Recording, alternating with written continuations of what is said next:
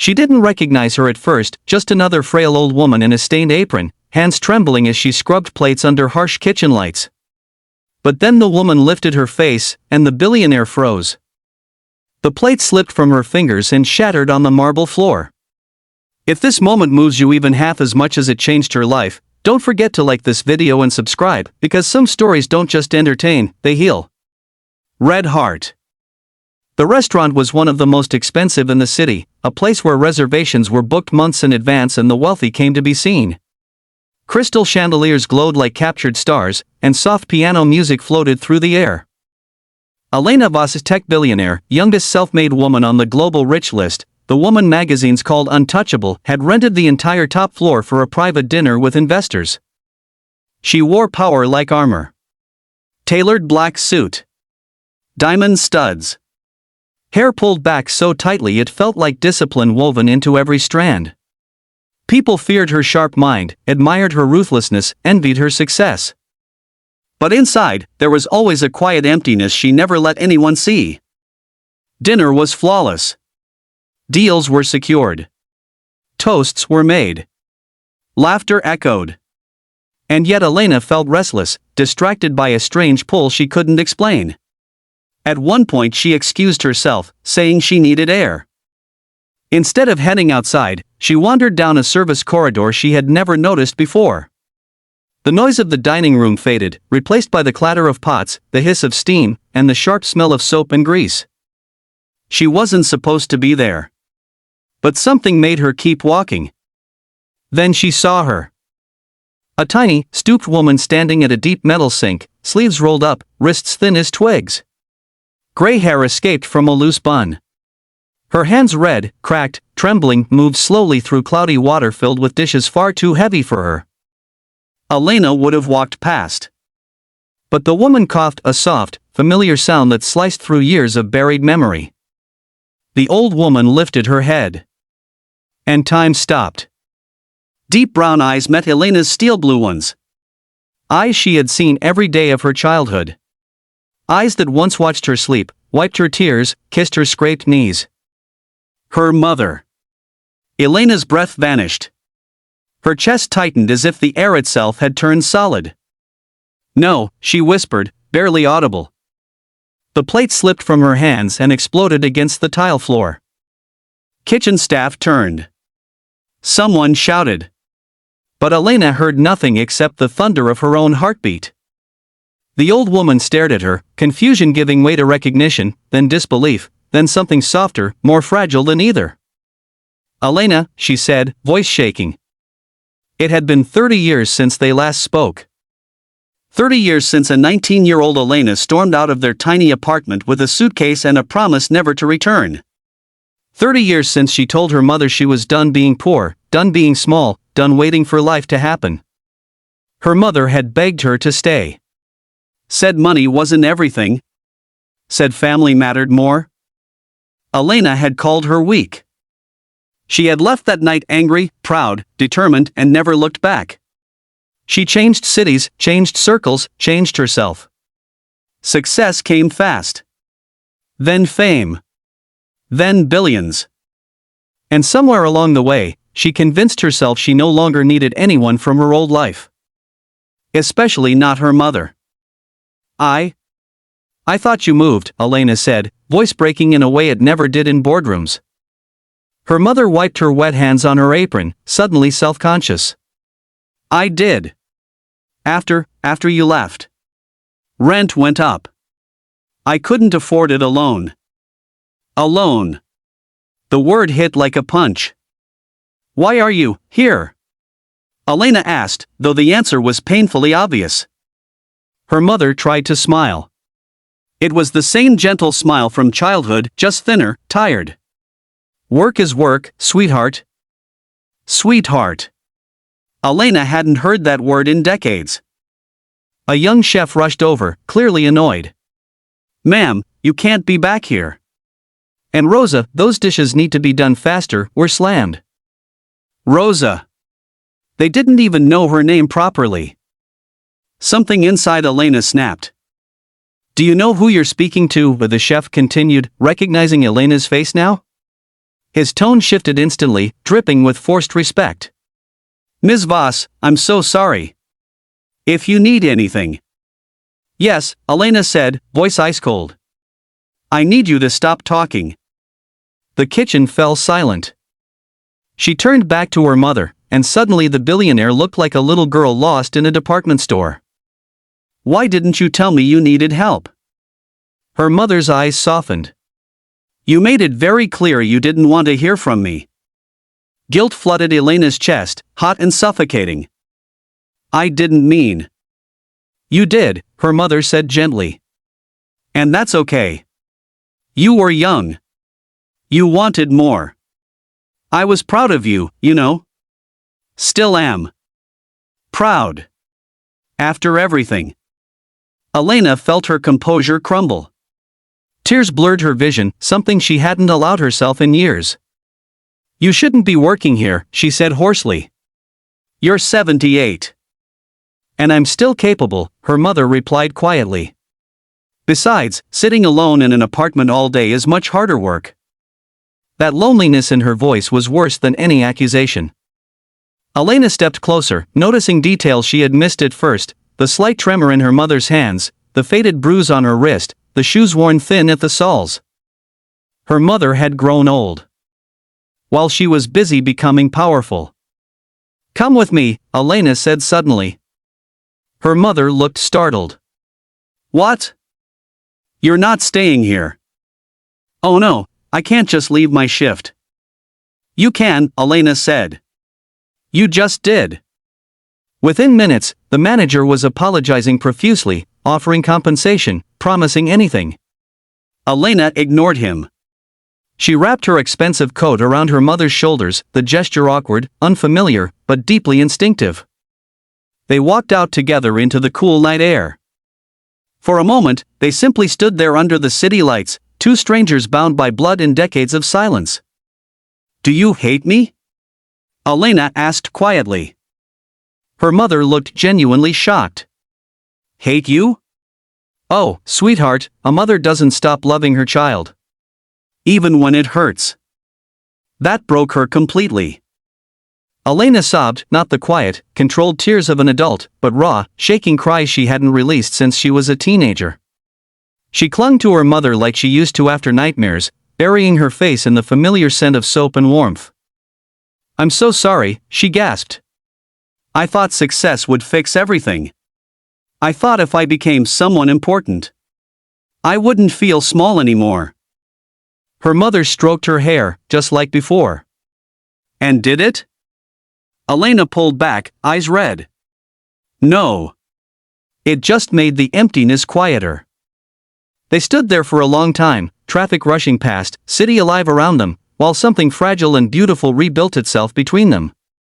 That night, Elena didn't return to her investors. She canceled everything. Instead, she took her mother to a small late-night cafe, not fancy, not exclusive, just warm. They talked for hours. About missed birthdays. About neighbors who had passed away. About the cat Elena once loved that lived to 17. About nothing and everything. And for the first time in years, Elena laughed without calculation. Weeks later, headlines exploded. Billionaire opens foundation for elderly workers. But the public never knew the real reason. Elena bought her mother a sunlit house with a garden full of roses, her favorite flower. Not a mansion, not something overwhelming. Just a home. She hired a caregiver, but her mother insisted on cooking her own meals and watering her own plants. "You don't stop living just because you get older," she said with a wink. Elena visited every day. Sometimes they watched old movies. Sometimes they baked terribly uneven cookies. Sometimes they said nothing at all. One afternoon, Elena found her mother dozing in a chair, sunlight painting her silver hair gold. For a moment she panicked, afraid time might steal her again. But her mother opened one eye and smiled. "You worry too much." "I wasted too much time," Elena replied. Her mother took her hand. "Then don't waste what's left." Years later, when her mother passed peacefully in her sleep, Elena didn't retreat into work like she once would have. She mourned. She cried openly. She told stories about the strongest woman she had ever known, a woman who washed dishes at 78 without complaint, who loved without conditions, who waited 3 decades without bitterness. At the funeral, Elena said something that stayed with everyone who heard it. My mother didn't leave me money. She didn't leave me property. She left me something far more valuable, the chance to come back. If this story touched your heart, take a second right now to like this video and subscribe. Because somewhere out there, someone you love might be waiting for you to come back too. Red heart, don't wait 30 years to say what matters. Success can buy almost anything except time, forgiveness, and one more hug. And sometimes, the most powerful moment in a billionaire's life is simply recognizing the hands that once held her when she had nothing at all. Broken heart. She didn't recognize her at first, just a frail old woman in a stained apron, shoulders bent, hands trembling as she scrubbed dishes under the harsh kitchen lights. But then the woman lifted her face, and the billionaire froze. The plate slipped from her fingers and shattered across the marble floor. If this moment touches your heart even a little, don't forget to like this video and subscribe to the channel, because some stories don't just entertain, they remind us what truly matters. Red heart. The restaurant was one of the most exclusive in the city, a place where reservations were nearly impossible and the powerful came not only to dine, but to be seen. Crystal chandeliers cast warm golden light over white tablecloths, and a soft piano melody floated through the air like a lullaby for the elite. Elena Voss's tech billionaire, youngest self-made woman on the global rich list, the woman business magazines called Unbreakable, had reserved the entire upper level for a private dinner with investors. She wore success like armor. A tailored black suit, diamond studs, hair pulled back so precisely it looked sculpted. People admired her discipline, feared her intelligence, envied her wealth. But none of them saw the quiet loneliness that followed her everywhere. The evening went perfectly. Deals were signed. Glasses clinked. Laughter echoed. Yet Elena felt oddly restless, as if something inside her refused to celebrate. Finally, she excused herself, saying she needed fresh air. Instead, she wandered down a narrow service hallway she hadn't noticed before. The elegant sounds of the dining room faded, replaced by clanging metal, rushing water, and the sharp smell of detergent. She wasn't supposed to be there. But something invisible pulled her forward. Then she saw her. A tiny, stooped woman standing at a deep industrial sink, sleeves rolled up, wrists thin as twigs. Gray hair slipped from a loose bun. Her hands, red, cracked, trembling, moved slowly through cloudy water filled with heavy plates. Elena might have walked past. But the woman coughed, a soft, familiar sound that pierced straight through decades of buried memory. The old woman lifted her head. And time stopped. Deep brown eyes met Elena's icy blue ones. Eyes she had known all her life. Eyes that once watched her sleep, wiped her tears, kissed her bruises. Her mother. Elena's breath caught in her throat. Her chest tightened as if the air had vanished. No, she whispered. The plate fell from her hands and exploded on the tile floor. Kitchen staff turned. Someone shouted. But Elena heard nothing except the thunder of her heartbeat. The old woman stared back, confusion turning into recognition, then disbelief, then a fragile warmth that had somehow survived 30 years of silence. Elena, she said, voice shaking. It had been 3 decades since they last spoke. 30 years earlier, 19-year-old Elena had stormed out of their tiny apartment with a suitcase and burning ambition. She was tired of poverty, tired of feeling invisible, tired of watching life pass by. Her mother had begged her to stay, saying money wasn't everything, that family mattered more. Elena had called her weak. She left that night angry, proud, determined, and never looked back. New city. New identity. New life. Success came quickly, then fame, then billions. And somewhere along the way, she convinced herself she didn't need anyone from her past. Especially not her mother. I thought you moved, Elena managed to say, her voice fragile in a way it never was in boardrooms. I did, her mother replied softly. After you left. I couldn't afford the place alone. Alone.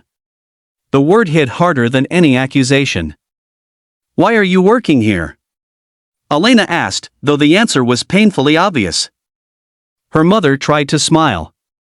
It was the same gentle smile from childhood, just thinner now, worn by time. Work is work, sweetheart. Sweetheart. Elena hadn't heard that word in decades. A young chef approached, irritation on his face. Ma'am, you can't be back here. And Rosa, we need those dishes faster, we're busy. Rosa. They didn't even know her real name. Something inside Elena snapped. Do you know who you're speaking to? The chef continued, recognizing her now, his tone instantly shifting to forced politeness. Ms. Voss, I apologize. Yes, Elena said coldly. You should. The kitchen fell silent. She turned back to her mother, and suddenly she didn't look like a billionaire, just a daughter who had lost her way. Why didn't you tell me you needed help? She asked. Her mother's eyes softened with a sadness that held no anger. You made it clear you didn't want to hear from me. Guilt flooded Elena's chest. I didn't mean. You did, her mother said gently. And that's okay. You were young. You wanted more. I was proud of you. I still am. Proud. After everything. Tears blurred Elena's vision, something she hadn't allowed herself in years. You shouldn't be working here. You're 78. And I'm still capable, her mother replied quietly. Besides, sitting alone at home is much harder. That loneliness in her voice was unbearable.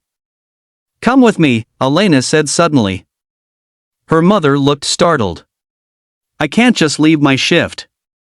You can. You're done here. Within minutes, the manager was apologizing, offering compensation, anything to fix the situation.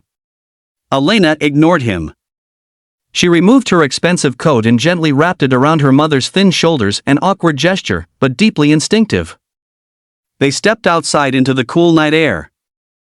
For a moment, they just stood there under the city lights, unsure how to bridge 30 years in a single breath. Do you hate me? Elena asked quietly. Her mother looked shocked. Hate you? Oh, sweetheart, a mother never stops loving her child. Even when it hurts. That broke her. Elena sobbed, not the quiet tears of a composed adult, but deep, shaking cries from a wounded daughter. She clung to her mother as if she were afraid she might disappear again. I'm so sorry, she gasped. I thought success would fix everything. I thought if I became important, I wouldn't feel small anymore. Her mother stroked her hair gently. And did it? Elena shook her head. No. It just made the emptiness quieter. That night, she canceled her meeting with investors. Instead, she took her mother to a small late-night cafe, warm, simple, real. They talked for hours about lost time, missed birthdays, old neighbors, childhood memories, tiny details that felt more valuable than any deal she had ever signed. And for the first time in years, Elena laughed without calculating how it would look. Weeks later, headlines announced that Elena Voss had launched a foundation supporting elderly workers forced to labor past retirement age. But no one knew the true reason. She bought her mother a sunlit home with a garden full of roses, her favorite flowers. Not a mansion, not something overwhelming. Just a peaceful place to live. Elena visited every day. Sometimes they baked cookies that came out uneven. Sometimes they watched old movies. Sometimes they sat in silence, holding hands. One afternoon, Elena found her mother dozing in a chair, sunlight warming her silver hair. Panic shot through her, a fear of losing her again. But her mother opened one eye and smiled. You worry too much. I wasted too much time, Elena whispered. Her mother squeezed her hand. Then don't waste what's left. Years later, when her mother passed peacefully in her sleep, Elena didn't hide behind work. She mourned openly. She spoke about the strongest woman she had ever known, a woman who washed dishes at 78 without complaint, who loved without conditions, who waited 30 years without bitterness. At the funeral, Elena said something that left everyone in tears. My mother didn't leave me wealth or property. She left me something far more valuable, the chance to come back. If this story touched your heart, take a moment right now to like this video and subscribe Red Heart, because somewhere out there, someone who loves you might still be waiting for you to return. Success can buy almost anything except time, forgiveness, and one more hug. And sometimes, the most powerful moment in a billionaire's life is simply recognizing the hands that once held her when she had nothing at all. Broken heart. She thought she had seen everything money could buy: power, fame, influence, entire cities bending to her will. But nothing prepared her for what she saw that night in the back of a restaurant kitchen, because the person standing at that sink was supposed to be gone from her life forever. If stories that touch the soul matter to you, take a second to like this video and subscribe. You never know which story might change your heart today. Red Heart. The restaurant shimmered with luxury. Crystal glasses caught the light like diamonds, servers moved with rehearsed elegance, and quiet conversations floated over candlelit tables. It was the kind of place where people closed million-dollar deals between bites of imported truffle. Amara Sterling sat at the center table, composed and untouchable. At just 45, she was one of the richest women in the country, a self-made billionaire whose name alone could shake stock markets. Her silver evening gown reflected the chandelier light, and every movement she made seemed deliberate, controlled. People called her brilliant, ruthless, unstoppable. No one called her happy. The dinner was a celebration of her newest acquisition, another company absorbed into her ever-growing empire. Executives laughed too loudly at her jokes. Investors praised her vision. Cameras flashed discreetly from a distance. Yet Amara felt strangely hollow, as if she were watching her own life from outside. Halfway through the evening, she excused herself. "I need a moment," she said, her voice calm but distant. Instead of heading to the restroom, she followed a side corridor, drawn by the muffled sounds of clattering dishes and rushing water. The air grew warmer, heavier, filled with steam and the sharp scent of detergent. Then she stopped. At a large metal sink stood an elderly woman, small and fragile, her back curved like a question mark. She wore a faded uniform, sleeves rolled up, thin arms trembling with effort as she scrubbed a stack of plates nearly as tall as her torso. Wisps of white hair clung to her damp forehead. Amara would have walked away. But the woman hummed softly. It was an old lullaby. A song Amara hadn't heard since childhood. Her heart slammed against her ribs. Slowly, the woman turned. Their eyes met. And Amara froze.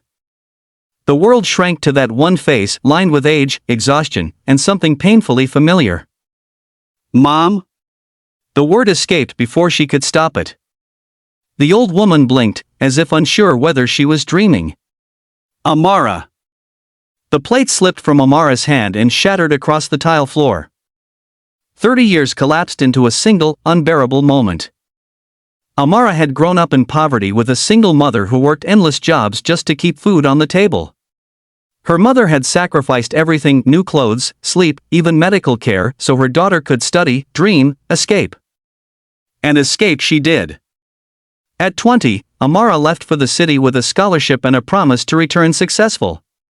But success came with a price. One opportunity led to another, each demanding more time, more focus, more distance from the life she came from. Phone calls became rare. Visits stopped. Eventually, silence settled in like dust. She told herself her mother was proud. That she understood. That she would reach out someday. Someday kept moving further away.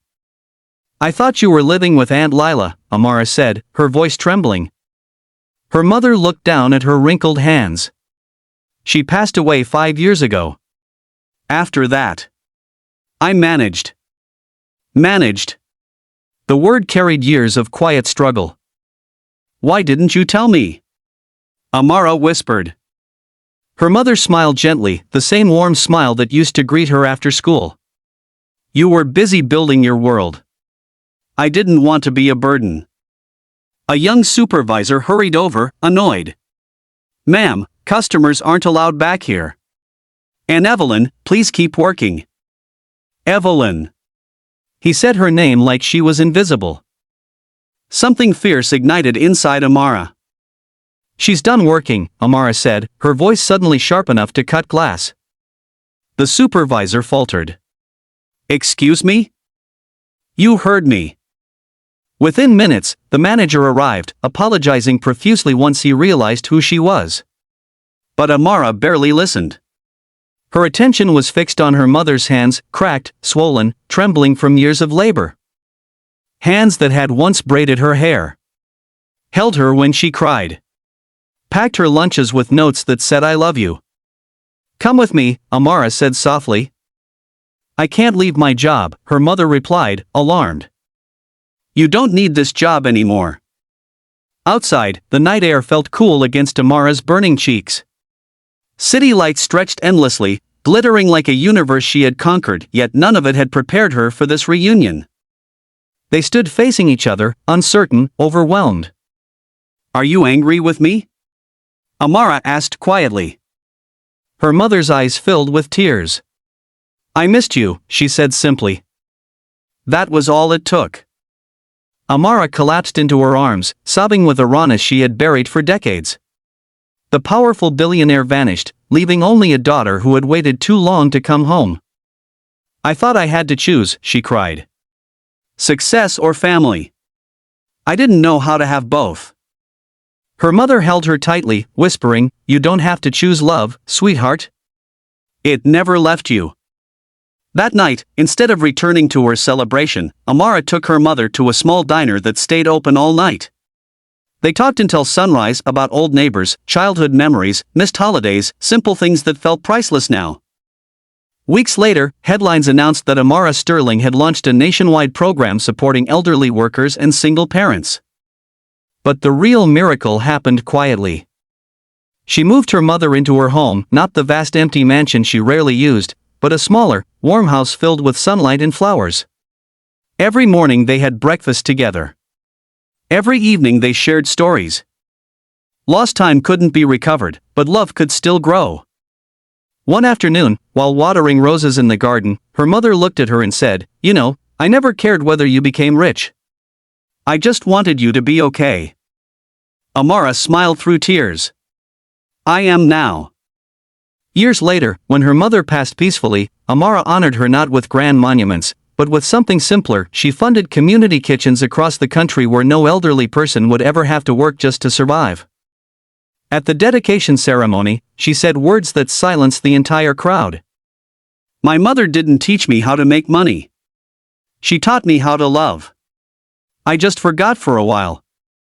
If this story moved you, don't wait, like this video, subscribe to the channel, and share it with someone you love. Redheart, because time moves quietly.